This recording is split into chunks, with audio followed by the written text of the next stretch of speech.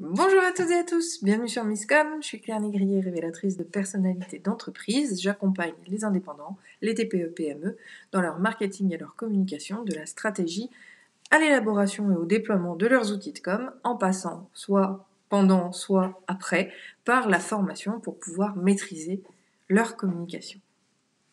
Cette semaine, nous voyons l'importance du choix des supports de communication de matière générale pour travailler sa visibilité. Lundi, justement, on a vu comment travailler sa visibilité. Mardi, on a parlé de comment tirer le meilleur de ces supports de communication. Et aujourd'hui, en partie de tous ces constats et de toutes ces organisations stratégiques, quel support choisir finalement? C'est le sujet du jour vis-à-vis de cette thématique. Si vous me rejoignez même en replay, n'hésitez pas à me faire un petit coucou en commentaire. Si je ne vous connaissais pas encore, n'hésitez pas à m'expliquer qui vous êtes et ce que vous faites. Ça me permet moi ensuite de vous apporter des réponses personnalisées et de prendre votre situation en exemple de mes lives. C'est quand même quelque chose qui est important pour moi.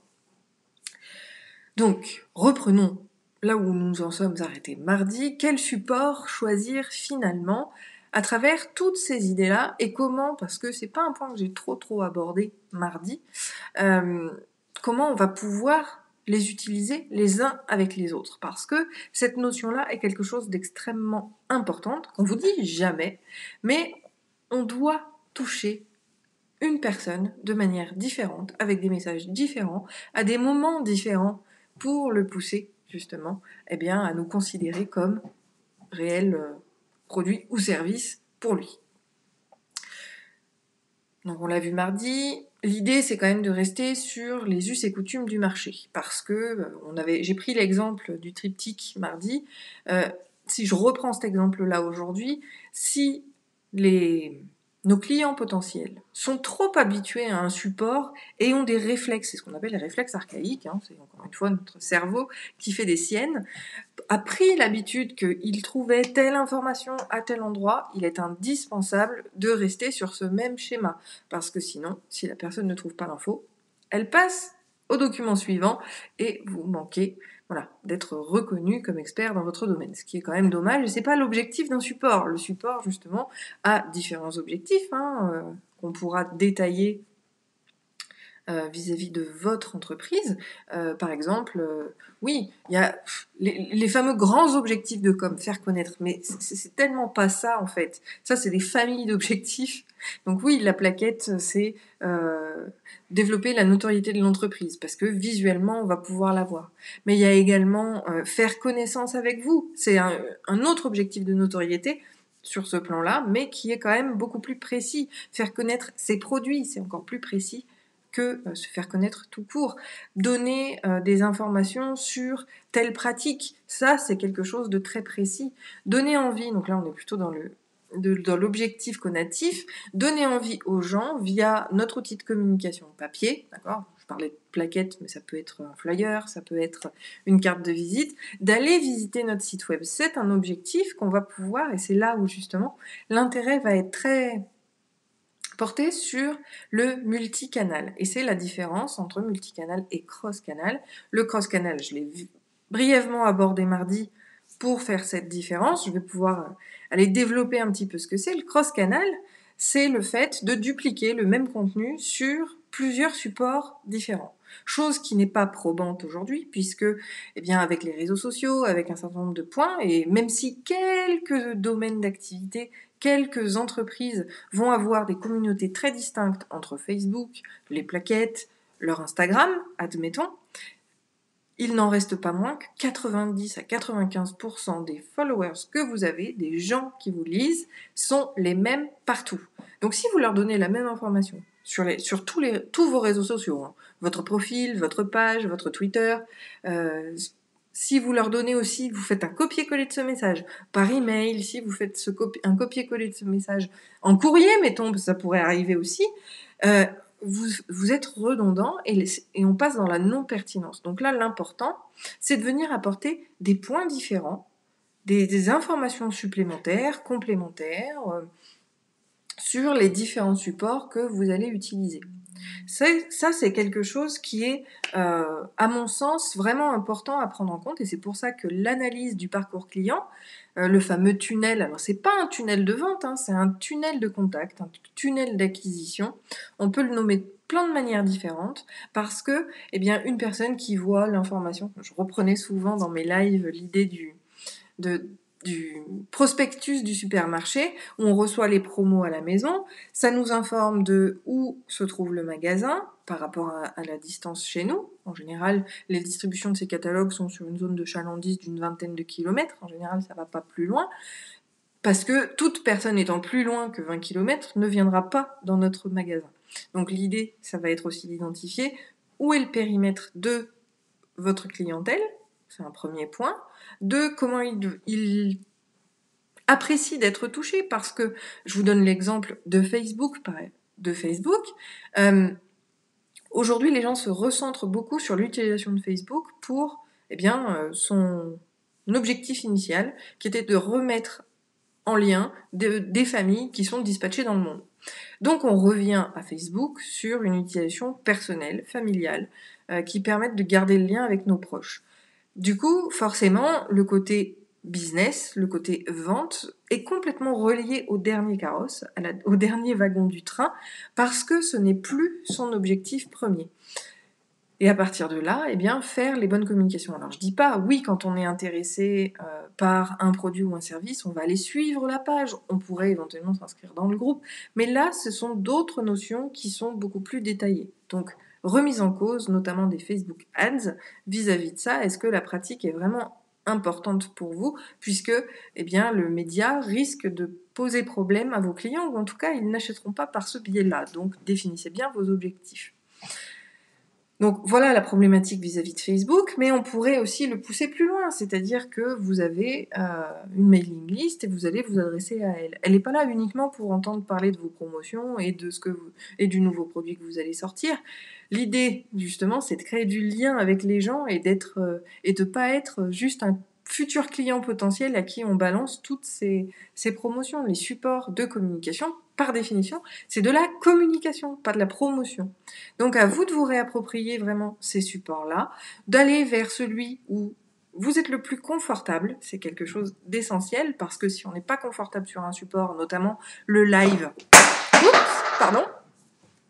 si vous vous mettez à faire des lives, essayez de le faire d'abord de chez vous, en vous enregistrant, essayez peut-être de le faire en différé, c'est-à-dire qu'au lieu que ce soit des lives, au début, enregistrez-vous, et si vous êtes satisfait de ce que vous avez fait, vous l'envoyez sur la toile, mais le live, le live streaming, c'est une pratique qui demande un minimum d'aisance, un minimum de confiance en soi, un minimum de pratique, voilà, pour pouvoir être vu comme professionnel. Et c'est quelque chose de très très important à garder en tête. Je vous le répète souvent, mal communiquer peut tuer votre entreprise, alors que pas communiquer ne vous fera pas de mal. Donc l'idée, c'est de faire déjà des choses sur lesquelles vous êtes super à l'aise. Utilisez votre zone, alors c'est pas forcément de génie, mais votre zone d'expertise et d'expérience en communication pour aller communiquer sur un terrain que vous maîtrisez. Parce que dans ces cas-là, on fera que de la qualité. Et donc, à côté de ce que vous maîtrisez, il y a ce que vos clients potentiels vont accepter. D'accord ?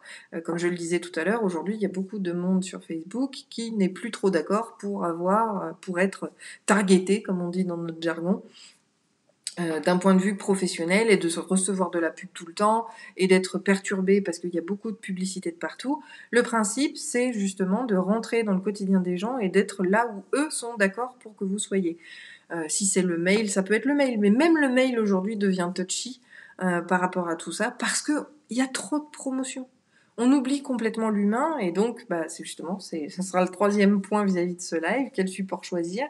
Donc le premier point, c'est celui sur lequel vous êtes à l'aise. Le deuxième point, c'est celui sur lequel votre audience accepte de vous voir. Donc ça peut être Facebook, ça peut être les réseaux sociaux de manière plus globale, ça peut être l'email, ça peut être la plaquette. C'est ce qu'ils préfèrent, d'accord ? Vous avez fait une petite étude de marché qui vous dit comment les gens préfèrent être touchés. Vous leur avez posé probablement la question. Il y a aussi une histoire de tendance. C'est les tendances du marché. Comme je vous disais, par exemple, dans le milieu médical, paramédical, la plaquette triptyque, c'est vraiment le support par excellence.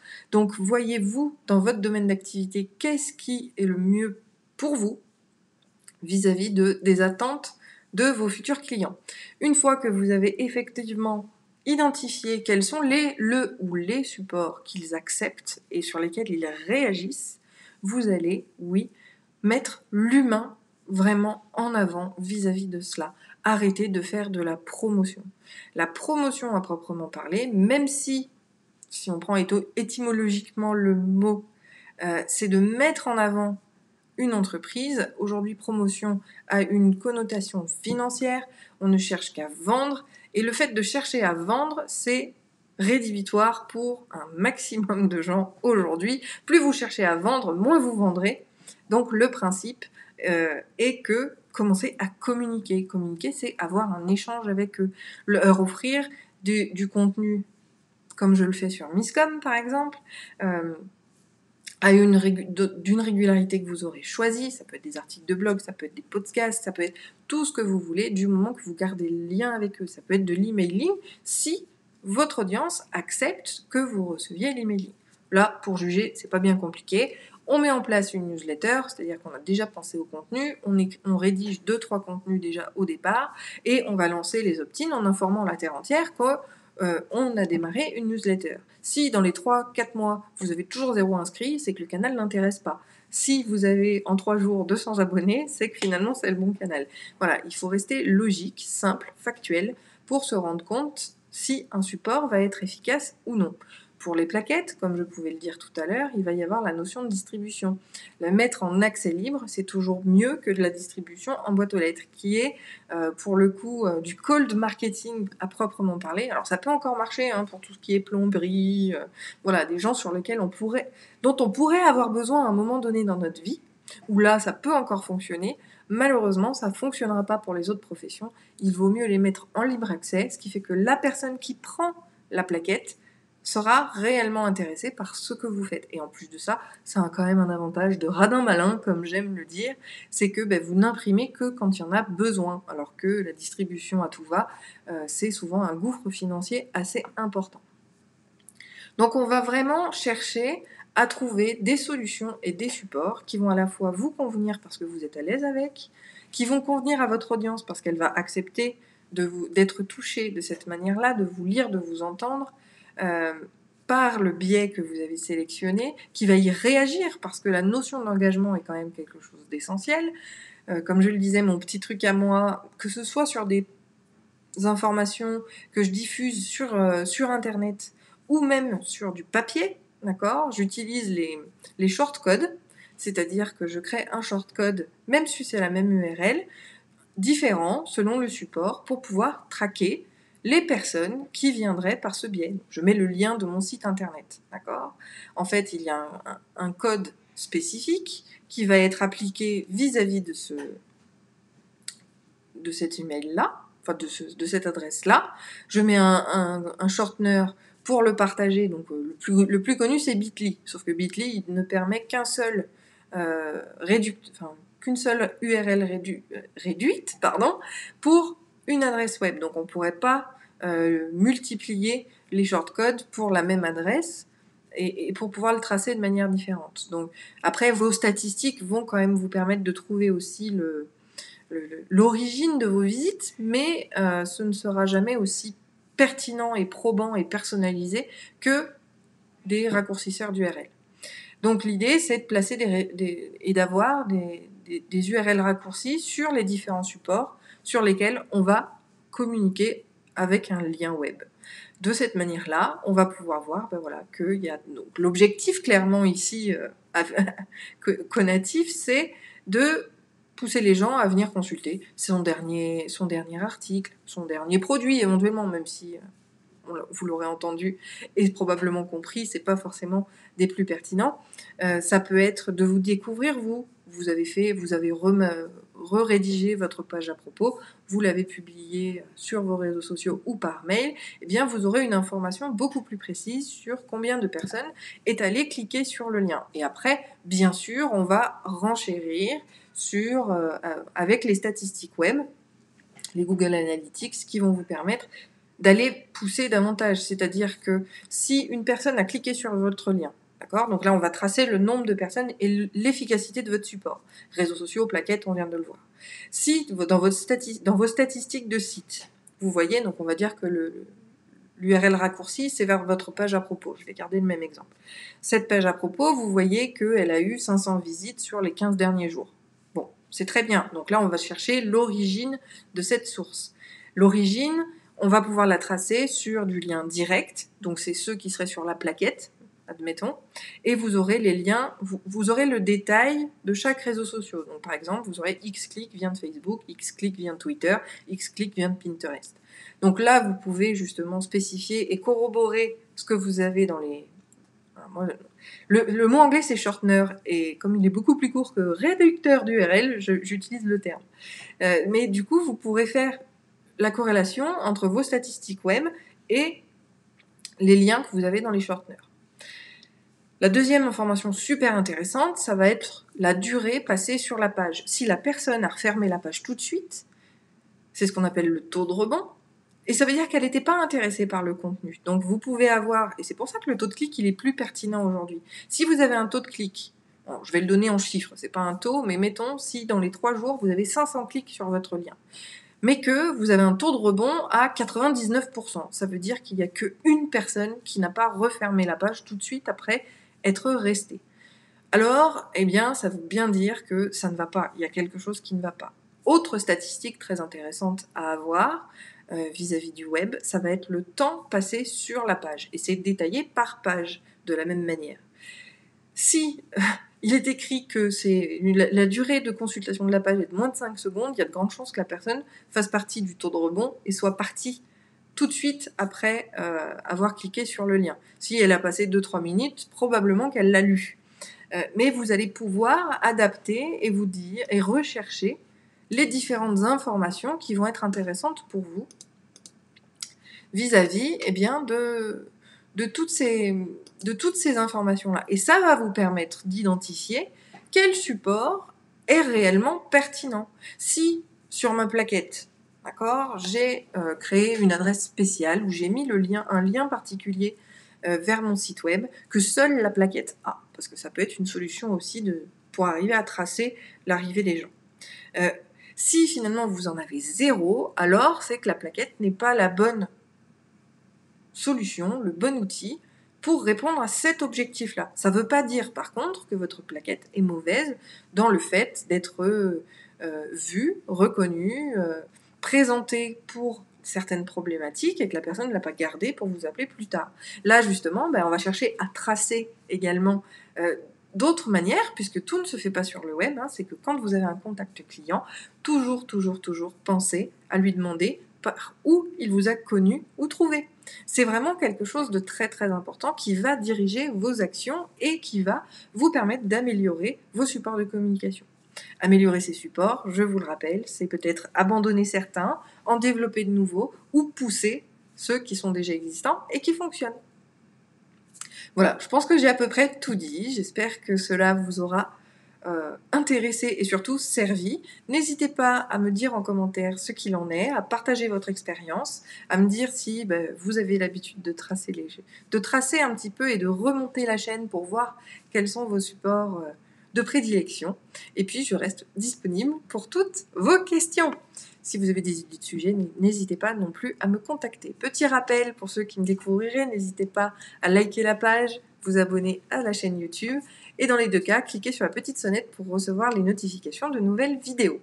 Si vous pensez également que quelqu'un de votre réseau peut être intéressé par ce sujet-là, n'hésitez pas à l'inviter et à découvrir cette vidéo ou à la partager tout simplement. Je vous souhaite une très bonne journée, un très bon appétit et je vous dis à demain sur Facebook et à lundi sur YouTube. Bye!